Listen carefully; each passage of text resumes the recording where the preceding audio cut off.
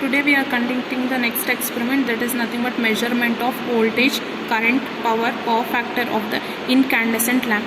See, this is the incandescent lamp.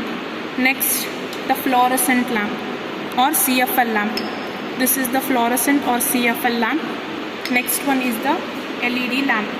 So you can see here, this is the LED lamp. Fine. So in order to conduct this experiment, you require the apparatus, that is nothing but multifunction meter. See, this is the kit for the conduction of the experiment. You require multifunction meter, right? So this is the multifunction meter. And then you require incandescent, fluorescent and LED lamp, which I have shown already. Those are kept over here. And then the patch cord. See, you can see this. These are the patch cords. Fine. So you can see the circuit diagram here. From what the circuit diagram connection says is nothing but from phase wire and neutral wire, you need to provide input to the multifunction meter, and then again taking that output, you need to connect first the LED lamp, later the CFL lamp, later the incandescent lamp. So to begin with the experiment, see, first what you need to do, you need to connect phase wire to the positive input of the multifunction meter. So I have taken one patch cord. Here what I'll do is nothing but I'll connect this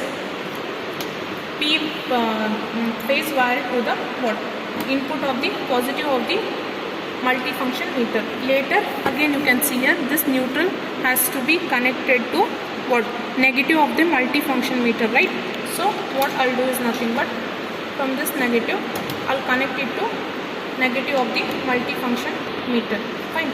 Later what I need to do is nothing but from the output of the multifunction meter, that is positive terminal, to I need to connect it to the LED lamp.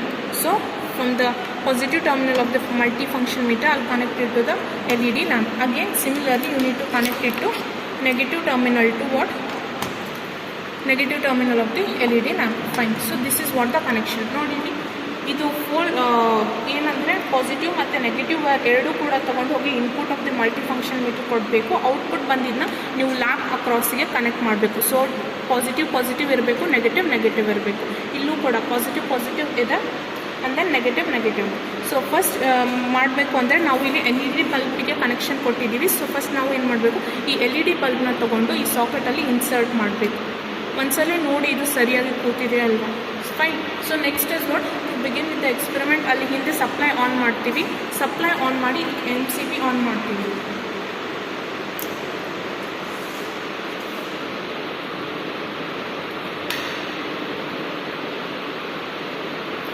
Supply on ಮಾಡಿ ಏನು ಮಾಡ್ತೀವಿ ಅಂದರೆ ಇಲ್ಲಿ switch on ಮಾಡಿದಾಗ ಈ multifunction meter on ಆಗುತ್ತೆ. Then what LED glow ಆಗುತ್ತೆ. So ನೋಡಿ ಇಲ್ಲಿ ಏನು ಬಂದಿದೆ, ವೋಲ್ಟೇಜ್ ಬಂದಿದೆ ಅಲ್ವಾ. ಇದು ಫಸ್ಟ್ ಬಂದಿರೋದು ವ್ಯಾಲ್ಯೂ ಇಲ್ಲಿ ನೋಡಿ, ಇಲ್ಲಿ ರೆಡ್ ಡಾಟ್ ಕಾಣಿಸ್ತಿದೆ ಅಲ್ವಾ. ಅದರ ಅರ್ಥ ಏನು, ಆ ವ್ಯಾಲ್ಯೂಸ್ ಇಲ್ಲಿ ಇಂಡಿಕೇಟ್ ಆಗ್ತಿದೆ. ಸೊ ವೋಲ್ಟೇಜ್ ಬಂದಿದೆ 238, ಕರೆಂಟ್ ಬಂದಿದೆ 0.033 ಆ್ಯಂಪ್. ದೆನ್ ವಾಟ್ ಪವರ್ ಬಂದಿದೆ, ದಟ್ ಇಸ್ ನೋಡಿ ಇಲ್ಲಿ ವೋಲ್ಟೇಜ್ ಇದೆ ಅಲ್ವಾ, V ಸಿಂಬಲ್, ಕರೆಂಟ್ ಇದೆ ಅಲ್ವಾ, ampere symbol, and then power kilowatt symbol. Next ಏನು ಮಾಡಬೇಕು, ನೀವೇನು ಮಾಡಬೇಕು ಅಂದರೆ ನೆಕ್ಸ್ಟ್ ನಿಮಗೆ ಈ ವ್ಯಾಲ್ಯೂಸ್ ಬರಬೇಕು ಅಂದರೆ ಈ ಬಟನ್ನ ಪ್ರೆಸ್ ಮಾಡಿ ಹೋಲ್ಡ್ ಮಾಡಬೇಕು. ಆಮೇಲೆ ವ್ಯಾಲ್ಯೂ ಚೇಂಜ್ ಆಗುತ್ತೆ. ನೋಡಿ ಚೇಂಜ್ ಆಗಿದೆ ಅಲ್ವಾ. ಸೊ ಇಲ್ಲಿ ತೋರಿಸ್ತಿರೋದು ವ್ಯಾಲ್ಯೂ ಅಂದರೆ power factor. Next is watt, this is volt ampere, ಅದು ರಿಯಾಕ್ಟಿವ್ ಪವರ್ ಅಂತ. Next is watt, frequency values ತೋರಿಸ್ತಿದೆ.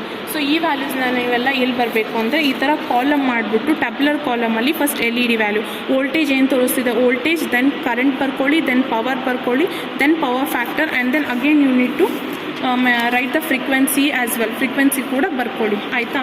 Next this part is over. So next ಇವಾಗ ಇದು ಕ್ಲೋಸ್ ಮಾಡಿ ನೆಕ್ಸ್ಟ್ ಇದನ್ನ ಕನೆಕ್ಷನ್ನ ಆಫ್ ಮಾಡಿ. ನೆಕ್ಸ್ಟ್ ನಿಮ್ಗೆ ಏನು ಮಾಡಬೇಕು, ಅದೇ ಥರ ಫಸ್ಟ್ LED ಬಲ್ಬ್ ಮುಗೀತು. ಸೊ ಇವಾಗ ಇದು ಓಪನ್ ಮಾಡಿಟ್ಬಿಟ್ಟು ನೆಕ್ಸ್ಟ್ ಏನು ಮಾಡಿ ಅಂದರೆ CFLಗೆ ಕಂಡಕ್ಟ್ ಮಾಡ್ತೀರಲ್ವ. ಸೊ ಈ ಕನೆಕ್ಷನ್ ತಗೋದು ನೀವೇನು ಮಾಡಿ CFLಗೆ ಕೊಡಿ. ಸೊ ಫ್ಲೋರಸೆಂಟ್ ಲ್ಯಾಂಪಿಗೆ ಪಾಸಿಟಿವಿಂದ ಪಾಸಿಟಿವ್ ಕೊಡಬೇಕು, ಆ್ಯಂಡ್ ದೆನ್ ನೆಗೆಟಿವ್ ತೊಗೊಂಡು ಹೋಗಿ ನೆಗೆಟಿವ್ ಕೊಡಬೇಕು. ಆಯಿತಾ. ನೆಕ್ಸ್ಟ್ ಏನು ಮಾಡಬೇಕು ಅಂದರೆ ಈ ಸಾಕೆಟಲ್ಲಿ ಈ ಬಲ್ಬ್ನ ಹಾಕಬೇಕು.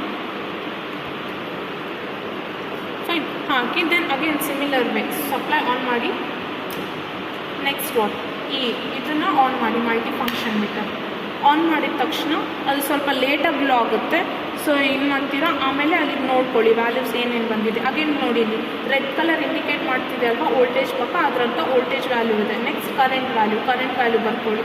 ನೆಕ್ಸ್ಟ್ ಪವರ್ ವ್ಯಾಲ್ಯೂ ಬರ್ಕೊಳ್ಳಿ. ನೆಕ್ಸ್ಟ್ ವಾಟ್ ನಿಮಗೆ ಮತ್ತೆ PF ಬೇಕು, KVA ಬೇಕು, ಹರ್ಟ್ಸ್ ಬೇಕು ಅಂದರೆ ಈ ಬಟನ್ನ ಪ್ರೆಸ್ ಮಾಡಿ ಸ್ವಲ್ಪ ಹೋಲ್ಡ್ ಮಾಡಿದ್ಮೇಲೆ ವ್ಯಾಲ್ಯೂ ಚೇಂಜ್ ಆಗಿ ಇಲ್ಲಿ ನೋಡಿ ರೆಡ್ ಡಾಟ್ ಬಂದಿದೆ ಅಲ್ವಾ, ಅದರ ಅರ್ಥ ಏನು ಅಂದರೆ ನಿಮಗೆ ಇಲ್ಲಿ ವ್ಯಾಲ್ಯೂಸ್ ತೋರಿಸ್ತಿದೆ. So 0.954 is the value of the power factor, 50 Hz is the frequency value. ಆಯಿತಾ? ದೆನ್ ವಾಟ್ ಅಗೇನ್ ಇದು ಆಯಿತು. ಇದು ಆಕ್ಸಿಲರಿ ಬಟನ್ ಆಫ್ ಮಾಡಿ, ನೆಕ್ಸ್ಟ್ ಸ್ವಿಚ್ನ ಆಫ್ ಮಾಡಿ. So next again you need to conduct, ಇದನ್ನು ತೆಗೆದು next you need to conduct the same experiment for what, incandescent lamp. So ಈ ಪಾಸಿಟಿವ್ ತೆಗೆದುಬಿಟ್ಟು ಮತ್ತೆ ಇನ್ಕ್ಯಾಂಡೆಸೆಂಟ್ ಲ್ಯಾಂಪ್ದು ಪಾಸಿಟಿವ್ ಕೊಡಿ, ನೆಗೆಟಿವ್ ತೆಗೆದು ಇನ್ಕ್ಯಾಂಡೆಸೆಂಟ್ ಲ್ಯಾಂಪ್ದು ನೆಗೆಟಿವ್ ಕೊಡಿ.